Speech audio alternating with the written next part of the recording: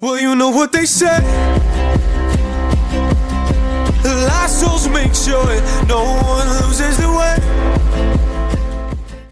So I would love it if we could go back to the start and if you could tell me a little bit about the journey that led to you being selected as the Greek representative for Eurovision.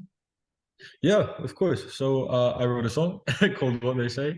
I was around 14 years old when I wrote it, and I wrote it for an experience I had 6 months prior to that, which was filled with anxiety, and it was an experience which was really it stood out to me, and I knew I always wanted to write about it. So when I wrote the song, it basically came out naturally, and it came out in like a day or two.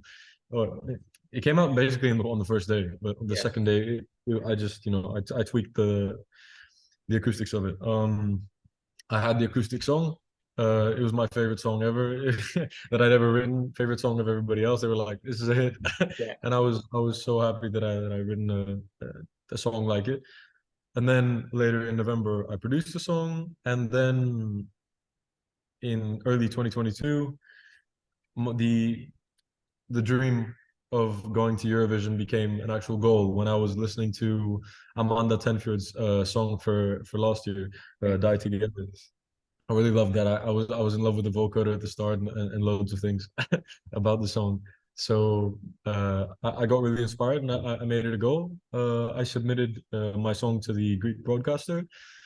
It went through to the first phase of seven contestants. Then it went through to the third, and then I got selected finally. Amazing. So it's a real kind of sort of dream come true scenario, isn't it? From, Yeah, that moment where it's you wrote the crazy. song to now, it must feel a bit surreal.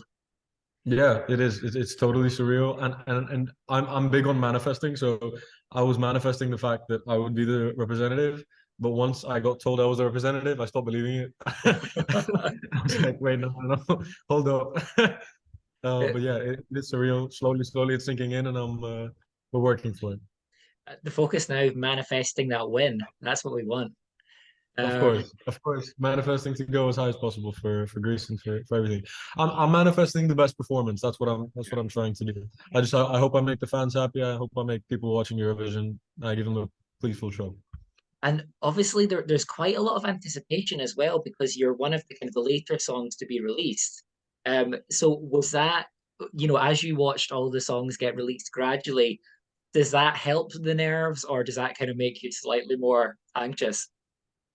I don't think it has to do with anxiousness or nervousness. I was just itching my skin to get my song out. Yeah. When is it gonna come out? I want to share it with people, and I'm just so happy that it's finally released. So you mentioned the writing process, and as you said, it was triggered by quite a difficult event. Um, can you elaborate on that slightly? I mean, don't feel pressured. If you'd like to, that'd be great. On what they say or in general when I'm writing And what music. they say, yeah. Basically I picked up a guitar and I came up with this with a melody on it was first on acoustic guitar. So I wrote the whole on acoustic guitar and then I had my acoustic version and it sounded great. It was 4 minutes 13 seconds long in the start. And yeah, so I just started with that rhythm that for the music people it was an F to an E, but like an octave, basically on the higher octave. Um, and it's a kind of a dissonant sound that is, I think it's a little bit abstract, but it's quite compelling. And then I turned it into a bass, and I don't know, and then Yeah, it it all came out. fell It into came out place. well. Yeah, Do you have people that you run the songs by? Do you have friends or family that you let hear the song? Because you write and produce a lot yourself. of So do you course. have a sort of a group of people that you trust their opinions? Yeah, I write and produce all my songs, including what they say, and I co-mixed it as well.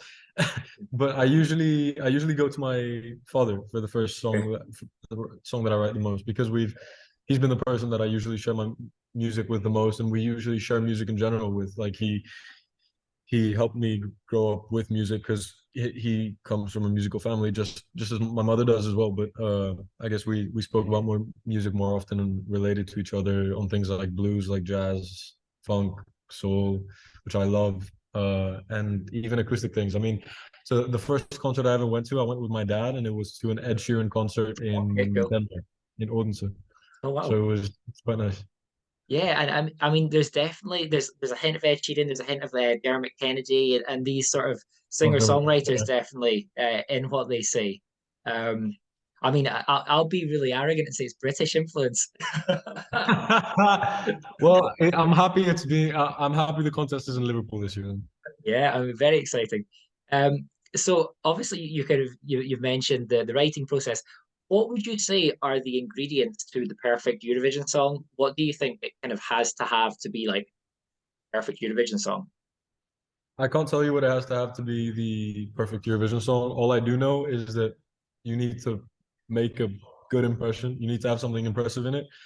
And and then there's another piece of advice that goes for every song. So in a Eurovision song, there needs to be a peak, where in a normal song, there should be a peak, but not, it doesn't need one to, As big.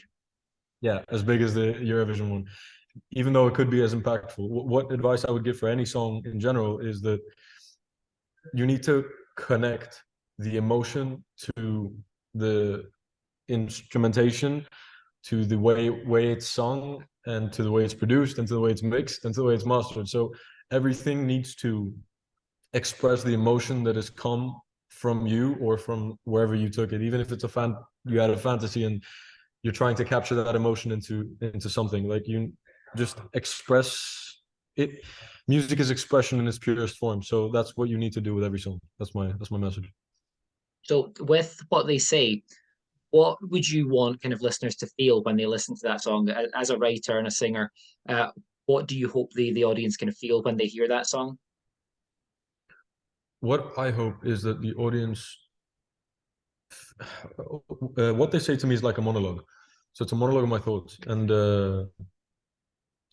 because like, I'm just speaking about it. I'm like, it's late August. I'm just explaining how I felt when I felt it. So I just hope people can feel the exact same thing that I was feeling, so that they express what they're feeling if they're feeling it the same way. So if anybody's going through anxiety, they can listen to the song and feel it and feel like they're speaking the monologue out themselves. So they're getting it off their chest. It's basically like getting it off your chest, speaking into monologue, that angst that you might have, that from that anxiety, being mad that you have it, that angst that you have anxiety. And then the chorus is just stating what emotional headspace I was at the time. Like me saying that and I'll save all the others because for me it's too late is not something that I would go by. It's not something that I would say I'm saving all the others because for me it's too late and give up on myself. I'm not a person to give up, but it's the emotion that I was feeling at that time that I wanted to express into words, and that's how it came out. So I want people to take it and express whatever they have through that. Yeah. And I hope it gives them some hope to it's all it is. It's just expression, and then Yeah. it's that release and with the last post chorus or the last chorus, where it's just letting go of all of it and bringing it out. That's the emotion that I want to. Yeah, I want it's a to. real cathartic effect, that kind of the last sort of segment it is Yeah, that release. I think it really embodies that really well. Um, I so hope you do. obviously releasing the track to Panic Records as well, which is a huge deal. Was that a bit of a goal as well to kind of work with them? I mean, Panic Records is the biggest record label in Greece right now. They're a great record label. I'm very happy. I'm working with them for this Eurovision mission, and yeah, it's been great. Cool. So obviously the music video is incredible, really powerful. Talk me through the filming of that because I'd imagine it was pretty wet. How was that experience? I love water. I take cold showers. I do cold dips in the sea, in the pool. But that water was cold, and it's not it didn't annoy me so much because it's just cold water. It's because it's little drops and it's just like hitting your skin. It's just Yeah. it's like making your hair like go up. It gives you goosebumps every time it hits you. So yeah, it was really nice. We try to keep the song as authentic as possible. Again, connecting the emotion of the song to the video. Uh, and I hope we did it. But it was a long time in the water, and I enjoyed it to an extent. I was swimming around in there. Yeah, I mean, like a fish in water. Yeah. um, so obviously rehearsals just now. Right. You can talk me through a little bit of the staging. I know obviously we're 2 months away, so you can't say too much, and I don't want to get you in trouble. But can you give me a little hint as to what you're feeling with the staging? The only thing I'm allowed to say is the same thing that I've been saying for everything else. We're connecting the staging to the song, trying to give that cathartic feeling, that monologue feeling, the closeness of myself with the audience and people through the television, and trying to express the song to the greatest extent and make a huge release in the end. That was a good answer because I know obviously we're quite early, but the thing is, as soon as you're announced, I know that the process just it's like a snowball. It just gets bigger and bigger and faster and more on your plate. So yeah, an exciting time though. Do you have any concerns that by the time it gets to May, you're going to think, how many more times can I perform this song, or do you think you think I you'll be don't okay with that? I don't know. I'm surprised I'm not bored of the song yet, because I wrote it 2 years ago. I wrote it 2 years ago, and still I find myself liking it and enjoying it, and like in the end part just going crazy with it. So I hope I don't. I'll put it that way. I know many people do. I know Amanda from last year got a little bit bored of her Yeah. song after being on tour as well for a year with it. And playing shows, but I hope I don't get bored of my song, and I hope the audience doesn't get bored of my song either. And are you happy with the response? Have you seen a lot of the kind of the comments and the tweets and people's opinions about the song? Have you been able to connect with that? Yeah, of course. I've been very happy about the response. Everybody's been texting me and saying how great it is. There's been some negative response as well, but not negative in a way that the song is bad. That people are saying that the song is not for Eurovision, but that Okay. was the point for me. The point for me was to write a song that expresses my emotions, that expresses what it is, and come with a song that's good, that does have that explosion in the end, that release, that it's so for Eurovision, but it's so different in that way that people think it's not going to do well in Eurovision. And that's why I believe that the song will probably stand out, because there's going to be people at home watching, seeing Eurovision songs, and then seeing my song, which is something that is a little bit just a touch out of place. And I hope from the bottom of my heart that that's what makes it stand out. And I think it's a really strange argument, like it doesn't fit Eurovision because Eurovision is a multitude of things, and that is Exactly. the The joy of the connecting cultures and contest. everything. And that's why I I don't so much like it when some people say this has to be a Eurovision song. This is a Eurovision song. It's like Eurovision is about creating music and combining different music cultures, combining cultures in general, and just supporting each other and spreading some love, and some music. Yeah, I think if if you're sitting watching 30 novelty or just 30 kind of dance pop songs, some people may love that, but you do need the kind of peaks and troughs of the different genres and different kind of singers and styles, and that's the joy. It's a melting pot. Yeah, for sure. Um, so speaking of the other songs and the contest, are there any other acts that are standing out for you that you've enjoyed? You'll probably get this question quite a lot. But is there anyone that's like you're like, okay, they're good, they're good? There's a lot. There's a lot of good songs this year, and I'm so happy I'm seeing so much good music. I saw a snippet that I haven't checked out the song yet, from Czechia. Okay, yeah. It was quite No- nice, but I haven't listened to the full song yet, and I want to go listen to it. I feel bad that I haven't gone and listened to it. But I saw a snippet, and that sparked my interest. I'm gonna go listen to it after. Yeah, and it's another one like you'd say that really marries the sort of visual themes and the kind of the lyrical themes as well. So it's an interesting one. Right. Um, and obviously, your neighbors Cyprus, Andrew has released a great song as well. So there's it's I a know, great. a real He's good a really year. nice guy. I'll vouch for him. He's a very nice guy. So obviously we kind of as we get into April, we move into sort of like pre-party season, and a lot of the artists will kind of travel around. Are you hoping to do any of the pre-parties? We're still thinking about the pre-parties at the moment. I might be making an appearance to one or two, but we'll see. It depends on how things go. It's not a definite answer at the moment. Yeah. So thinking of obviously, you mentioned Liverpool, excited the contest is here. Have you experienced of the UK before? Have you visited? I haven't been to England before. I've been to Scotland because my grandfather Ah, lives amazing. Well, that's where I'm speaking to you from. I'm from speaking to you from there. Edinburgh. Amazing. Uh, Cool. yeah, so grandfather from Scotland. He's from Denmark, but he lives Oh, in okay. Scotland with Fantastic. his wife as well. Lovely. So that's all. Um, That's my experience in Scotland. Except my mom studied in Cardiff, So Okay. that's the only connection. I think my dad lived there for a while as well, but I've only been to Scotland. Well, I mean, hopefully you make a trip up to Scotland while you're over here. Love Um, to. yeah. I mean, I can't be biased. There's a little bit of rivalry between Scotland and England, but and obviously it came down to Glasgow versus Liverpool for the hosting Yeah, I job. remember.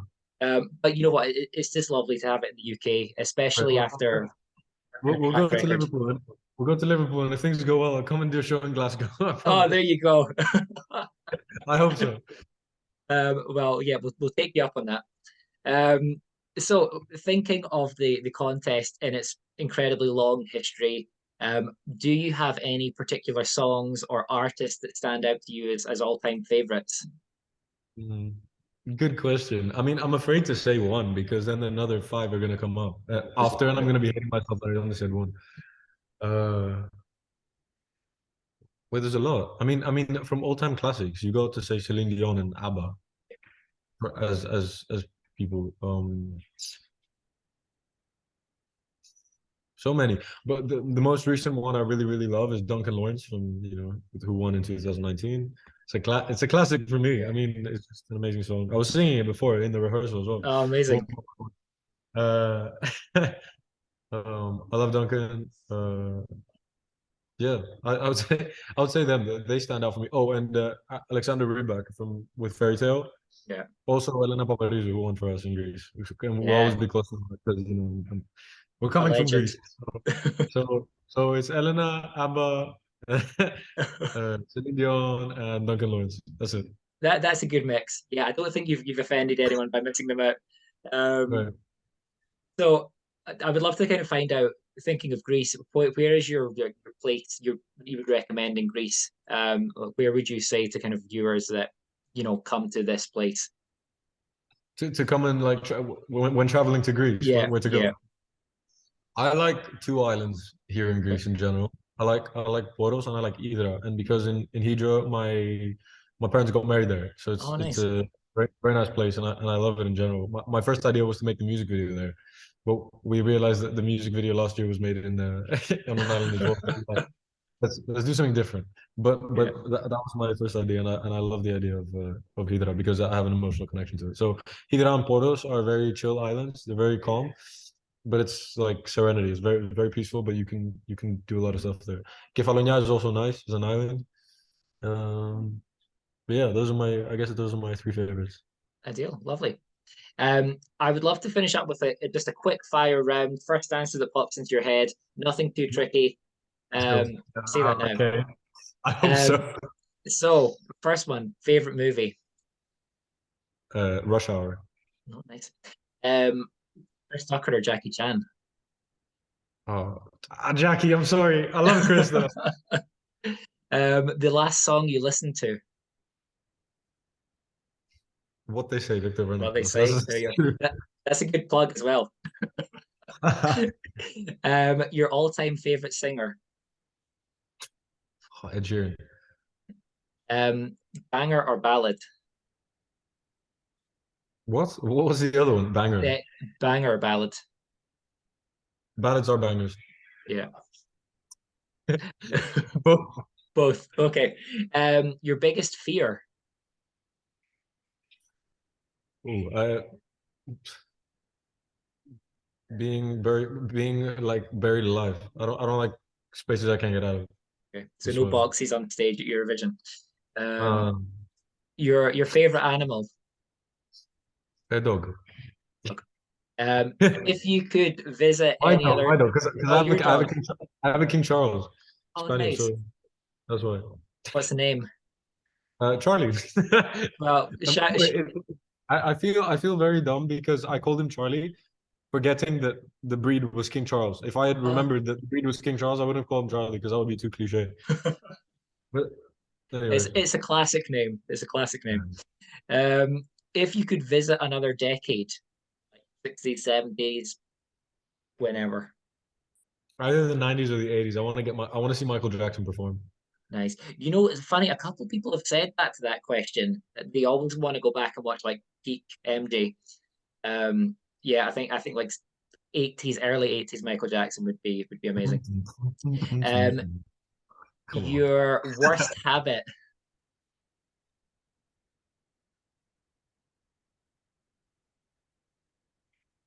What's my always habit?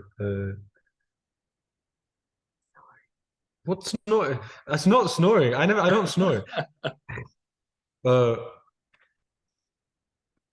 I don't know. I keep trying to cut my nails by myself. Okay. It's a bad habit because I keep my right hand's nails like long because I play because of the guitar. Okay. And then I keep making like that, and then I keep scratching myself. So I guess cutting my nails. I'm Um, sorry, it wasn't anything more interesting. You know, it's an honest answer. We prefer honesty. Final question is, who would play you in a film? Mm. Everybody says DiCaprio. Who would play me in the film? David Beckham. Oh, Beckham. Beckham. He's banned in football. He's acting now. Yeah. No, I Um, go David Beckham. That's it. yeah, Beckham. Good shout. But Well, without, Victor. without the tattoo. Oh yeah, okay. But A lot of people tell me I look like. Is his name Killian or Cillian Murphy? yeah, They tell me I look from like Peaky Blinders and Blinders. Batman. They tell me Yeah. like this profile of my face looks like Peaky Blinders, so looks like him. So maybe him. So Beckham's not available. We'll get Cillian Murphy. Yeah, anonymous. It would be anonymous for both of them. Well, thank you so much for chatting, and you should be really proud of what they say. I think it's going to go down really, really well on the night. And yeah, I hope all goes well with the rehearsals and the journey to Eurovision, to use that cliche. Thank you so much. Hope to see you there. Yes, fantastic. Hopefully we'll do. Yeah. Right. Well, I will leave you to get on with your rehearsals. Thanks so much for chatting, Victor. Thank you very much. You too. Okay. Cheers. Well, you know what they say. Lost souls make sure